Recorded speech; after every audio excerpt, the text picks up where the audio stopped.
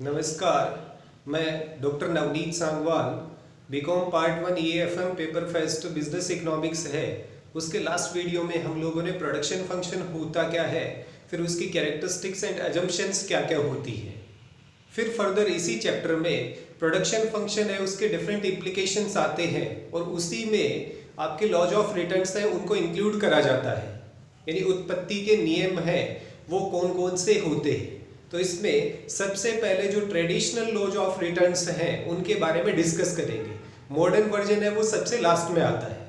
तो जो laws of returns हैं उसमें सबसे पहला आता है लॉ ऑफ इंक्रीजिंग रिटर्न्स, उत्पत्ति वृद्धि नियम या उत्पत्ति के वृद्धमान नियम के नाम से इसको जाना जाता है। ये एक सिंपल सिचुएशन होती है जहां पर आप जिस प्रोपोर्शन में अपने इनपुट्स को इंक्रीज करते हैं उससे ज्यादा प्रोपोर्शन में आपको आउटपुट है वो इंक्रीमेंटल ऑर्डर में देखने को मिलता है।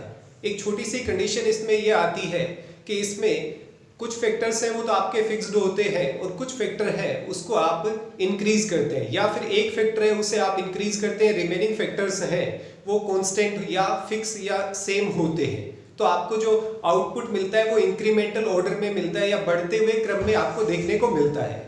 जैसा आप डेफिनेशन देख पा रहे होंगे, the law of increasing returns states that when more and more units of a variable factors employed, जिस एक वेरिएबल फैक्टर होता है उसकी ज्यादा से ज्यादा यूनिट्स हैं वो लगाई जाती है, while other factor remain fixed, उसके साथ साथ दूसरे फैक्टर्स हैं उनको फिक्स रखा जाता है या कांस्टेंट रखा जाता है या सेम रखा जाता है। There is an increase of production at a higher rate, यानी उत्पादन में जो वृद्धि होती है वो ज्यादा बढ़ती हुई दर से देखने को मिलती है। अब इसका डायग्रामेटिक रिप्रेजेंटेशन है वो किस टाइप से होगा, और टेबल अगर आप लोग एग्जाम के पॉइंट ऑफ व्यू से देखना चाहें तो वो किस टाइप से टेबल है वो बनाई जाती है। हालांकि डेटा इसमें कंप्लीट इमेजिनरी होते हैं और एग्जामिनेशन के पॉइंट ऑफ व्यू से ये चैप्टर बड़ा इंपॉर्टेंट माना जाता है। 99% ये चांसेस होते हैं, चाहे वो आपके JNVU हो, RU हो या दूसरी यूनिवर्सिटीज हो, सभी में इसके क्वेश्चन आने के चांसेस अच्छे खासे होते हैं। जैसा मैंने यहाँ पे एक टेबल ली है उसमें units of labour and capital, ये पहले ही बताया था कि जो यूनिट्स है वो कंबाइंड ली जाएंगी। तो यहाँ पर एक फैक्टर लेबर है और दूसरा कैपिटल है, उसकी कंबाइंड यूनिट है 1 to 5। उससे एक इमेजिनरी डेटा लिया है टोटल प्रोडक्शन का। जैसे यूनिट 1 आप इन दोनों के लगाते हैं 10 यूनिट्स आउटपुट आता है, यूनिट सेकंड आप लगाते हैं 24 हो जाता है, यूनिट थर्ड लगाते हैं 48 हो जाता है, यूनिट 4 लगाते हैं तो 80 यूनिट्स आउटपुट आता है, और यूनिट 5 लगाते हैं तो 120 इससे टोटल आउटपुट देखने को मिलता है। अब इससे सबसे पहले एवरेज प्रोडक्शन है वो कैलकुलेट करना है, उसके बाद में मार्जिनल प्रोडक्शन है वो कैलकुलेट होगा। एवरेज का तो सिंपल है, total production divide by number of units. तो 10 यूनिट्स आउटपुट है उसमें 1 unit of labour and capital से आप डिवाइड करोगे तो एवरेज प्रोडक्शन है वो 10 आएगा। सेकंड 24 को 2 से डिवाइड करेंगे 12 आता है। फिर 48 को 3 से डिवाइड करते हैं तो ये 16 आता है। 80 को 4 से डिवाइड करा ये 20 आएगा, और लास्ट 120 को 5 से डिवाइड करोगे तो उस केस में 24 आता है। अब इससे आपको कैलकुलेट क्या करना है, मार्जिनल प्रोडक्शन। और मार्जिनल प्रोडक्शन क्या होता है, जो इंक्रीमेंट एक यूनिट इंक्रीज करने से आता है उसे मार्जिनल प्रोडक्शन बोला जाएगा। जनरली यूनिट 1 पर होता नहीं है, फिर भी आप इनको 0 अज्यूम कर लेते हैं तो उस केस में मार्जिनल प्रोडक्शन है वो भी यहाँ पर 10 हो जाएगा। फिर सेकंड का आपको कैलकुलेट करना है तो उस केस में MP का फॉर्मूला भी आप अप्लाई कर सकते हैं, वो होता है change in total production divide by change in number of units. Number of units या क्वांटिटी या आउटपुट आप लिख सकते हैं यहाँ पर। तो इस पहले केस में आप देखते हैं यहाँ 0 से 10 हुआ, यहाँ पर 0 से 1 हुआ, तो प्रोडक्शन में चेंज कितने का है 10 का, यूनिट्स में चेंज कितने का है 1 का, तो 10 को 1 से डिवाइड करा 10 आ जाएगा। सेकंड केस में यहाँ पर इसमें चेंज आ रहा है 14 का और इसमें चेंज आ रहा है 1 का, तो 14 को 1 से डिवाइड कराएंगे हो जाएगा 14। फिर थर्ड में यहाँ पर जो चेंज आ रहा है वो 24 का है और यहाँ पर चेंज है वो 1 का है, तो 24 को 1 से डिवाइड करेंगे 24 आएगा। फिर यहाँ पर आप चेंज देखते हैं ये है 32 का, यहाँ पर अगेन जो चेंज है वो 1 का है, तो 32 को 1 से डिवाइड करा अगेन 32 आता है। फिर यहाँ पर जो चेंज आ रहा है वो 40 का आता है, 40 का, और इसमें जो चेंज आ रहा है वो 1 का है। 40 को 1 से डिवाइड करा, आंसर 40 आता है। इससे आपका इंक्रीजिंग रिटर्न्स अप्लाई हो रहे हैं, कांस्टेंट रिटर्न्स अप्लाई हो रहे हैं, या फिर डिमिनिशिंग रिटर्न्स अप्लाई हो रहे हैं, इसको चेक करने का एक और फंडा होता है कि एमपी जहां पर मार्जिनल प्रोडक्शन जहां पर इंक्रीमेंटल ऑर्डर में होता है, इट मींस वहां पर law of increasing returns apply हो रहा है, और ये सेम यूनिट्स रिपीट होती है, इट मींस कांस्टेंट रिटर्न्स है वो अप्लाई हो रहा है। और अगर ये डिमिनिशिंग फॉर्म में है तो डेफिनेटली वहां पर लॉ ऑफ डिमिनिशिंग रिटर्न्स है वो अप्लाई होता है। अब इसी का आपको डायग्रामेटिक रिप्रेजेंटेशन देना होता है, और डायग्राम में एक चीज आपको याद रखनी है कि टोटल प्रोडक्शन है उसको शो करने की रिक्वायरमेंट नहीं है। एक्स एक्सिस है, उस पर units of labour and capital आ जाएगा, और वाई एक्सिस पर average production and marginal production, क्योंकि एमपी के बेसिस पे ये डिसाइड होता है कि इंक्रीजिंग रिटर्न्स है, कांस्टेंट है या डिमिनिशिंग है। अब यहाँ पर मैक्सिमम 40 है तो उस केस में 10 का रखा जा सकता है, 10 यूनिट्स, फिर ये 20 units, 30 units and last 40 units, इसी में सब कुछ आ जाएगा। इस साइड नंबर ऑफ यूनिट्स है वो टोटल 5 है, 2 3 4 एंड 5। फर्स्ट यूनिट पर एवरेज प्रोडक्शन है वो 10 का है, यहाँ पर पॉइंट प्लॉट हो जाएगा। सेकंड यूनिट पर एवरेज प्रोडक्शन है वो 12 है, तो 12 लगभग इसमें यहाँ पर आता है।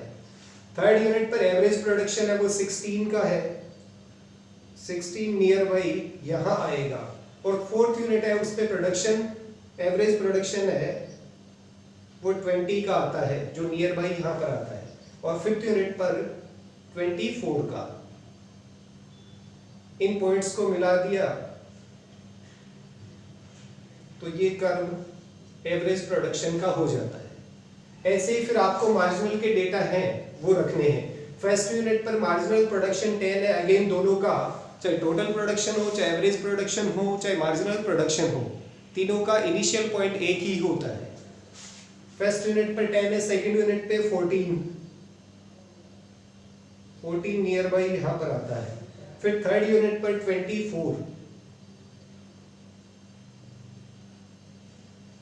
24 यहां पर आएगा। फोर्थ यूनिट पर 32 एंड फिफ्थ यूनिट पर 40। आप इन पॉइंट्स को मिला देंगे तो ये मार्जिनल प्रोडक्शन कर्व हो जाता है। इस टाइप से इसका डायग्राम बनाना होता है। हालांकि एग्जामिनेशन में आपको डेटा याद नहीं रहे तो इस टाइप से डायरेक्ट आप डायग्राम बना सकते हैं।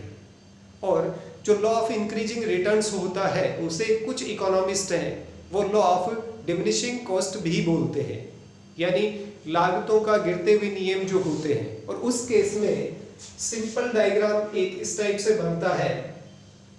अगेन छोटा सा एग्जांपल ले रहा हूं, इस side average cost and marginal cost आ जाती है और इस साइड में यूनिट्स है उनको लिया जाता है। होता क्या है, कॉस्ट की बात है तो डेफिनेटली वो डिमिनिशिंग फॉर्म में होगी। इस टाइप से एवरेज कॉस्ट निकलती है और उसके नीचे मार्जिनल कॉस्ट है वो निकलती है। और ये आप लोग कॉस्ट के अकॉर्डिंग लास्ट ईयर हो सकता है आपने स्टडी करा हो, कॉस्ट है उनका इनिशियल पॉइंट एक हो सकता है, बट जैसे जैसे वो डिमिनिश होती जाती है, एवरेज और मार्जिनल है दोनों का डिफरेंस है वो इंक्रीज होता जाता है, उनमें गैप है वो बढ़ता जाता है। तो ये तो हुआ simple laws of increasing returns होते क्या है, उसका डायग्रामेटिक रिप्रेजेंटेशन किस टाइप से करा जाता है। फिर उसके बाद में ये लॉ इफेक्टिव क्यों होता है, या फिर इसके ऑपरेशन में आने के क्या रीजन है, या फिर ऑपरेशन में आने की क्या क्या कंडीशंस होती है।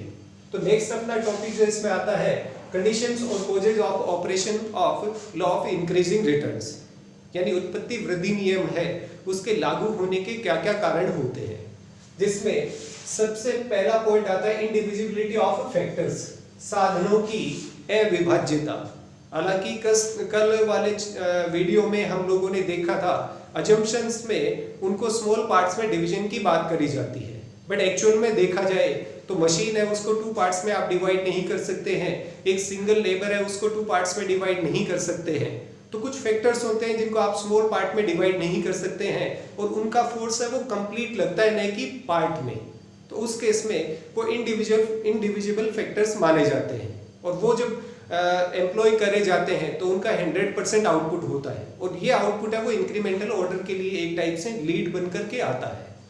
सेकंड आता है इसमें इंटरनल एंड एक्सटर्नल इकोनॉमीज, आंतरिक एवं बाह्य बचतें। एक कारण ये भी होता है जैसे ही फर्म प्रोडक्शन स्टार्ट करती है वहाँ की जितनी भी लेबर है वो एफिशिएंट होने लग जाती है, उसमें स्किल आने लग जाती है, वैसे ही मैनेजमेंट है वो भी ऑपरेशन मोड में आ जाता है। बाकी दूसरे फैक्टर्स हैं जो इंटरनल की बात कर रहा हूँ वो आपके ऑपरेटिव मोड में आ जाते हैं, तो एक इंटरनल इकोनॉमीज हैं वो मिलने लग जाती है, आंतरिक बचतें हैं वो मिलने लग जाती हैं।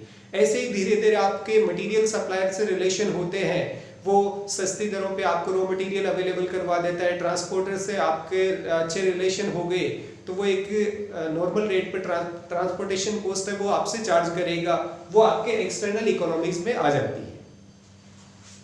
फिर थर्ड जो रीजन है वो होता है एडिक्वेट अवेलेबिलिटी ऑफ फैक्टर्स, साधनों की पर्याप्त उपलब्धता।